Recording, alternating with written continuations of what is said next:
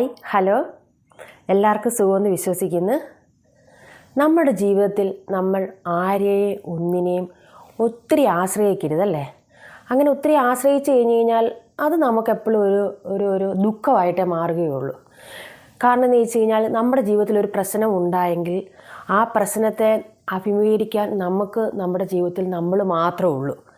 നമ്മൾ നമ്മുടെ പാരൻസിനെയോ അല്ലെങ്കിൽ നമ്മുടെ റിലേറ്റീവ്സിനെയോ നമ്മുടെ ഫ്രണ്ട്സിനെയോ അല്ലെങ്കിൽ ഏതെങ്കിലും ഒരു വ്യക്തിയെയോ നമ്മൾ അമിതമായിട്ട് ആശ്രയിക്കുന്നത് കൊണ്ട് അവരാണെങ്കിൽ നമ്മളുടെ ആ പ്രശ്നത്തിലേക്ക് ഇറങ്ങി വന്ന് നമ്മളെ ഒരിക്കലും അവർക്ക് അതിൽ നിന്ന് നമ്മളെ ഒരിക്കലും മുക്തിപ്പെടുത്തുവാൻ സാധിക്കുകയില്ല.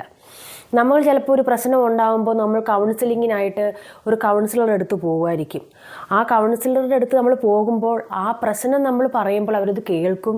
അതുപോലെ തന്നെ അതിൽ നിന്ന് നമുക്ക് പുറത്തു വരാൻ ചില മോട്ടിവേഷണലായിട്ടുള്ള കാര്യങ്ങൾ നമുക്ക് പറഞ്ഞു തരും, അല്ലെ കുറച്ച് എക്സസൈസുകളൊക്കെ പറഞ്ഞു തരും.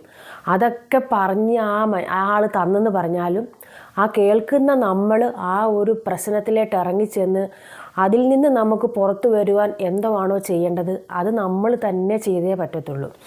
അപ്പം നമ്മൾ മാത്രമാണ് നമ്മളുടെ പ്രശ്നത്തെ അഭിമുഖീകരിക്കുന്നത്.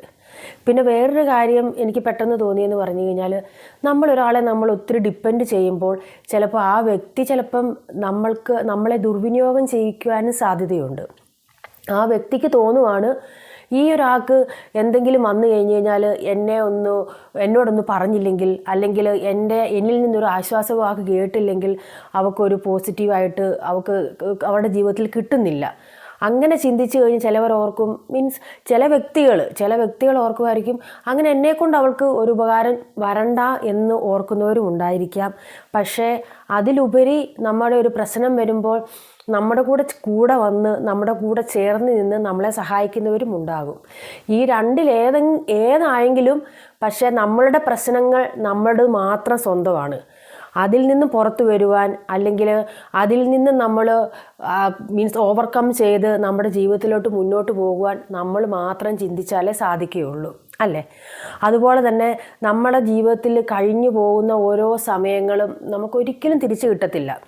അയ്യോ, ഇന്നലെ ഞാൻ ഭയങ്കര നെഗറ്റീവായിട്ട് ചിന്തിച്ചു, അതുകൊണ്ട് എൻ്റെ ജീവിതത്തിൽ ഞാൻ ഇന്നലത്തെ സമയം ഒത്തിരി വേസ്റ്റാക്കി, അതുകൊണ്ട് ഇന്നലെ ഈ 24 hours കഴിഞ്ഞു പോയ 24 hours എനിക്കിത് തിരിച്ച് എടുക്കാൻ പറ്റും, അല്ലെങ്കിൽ ആ ഒരു 24 hours എൻ്റെ ജീവിതത്തിലോട്ട് എനിക്കത് സേവ് ചെയ്യാൻ പറ്റുമെന്നും പറഞ്ഞുകൊണ്ട് നമുക്കൊരിക്കലും ആ ഒരു കഴിഞ്ഞു പോയ സമയം നമുക്ക് തിരിച്ചെടുക്കുവാൻ സാധിക്കുകയില്ല, അല്ലേ?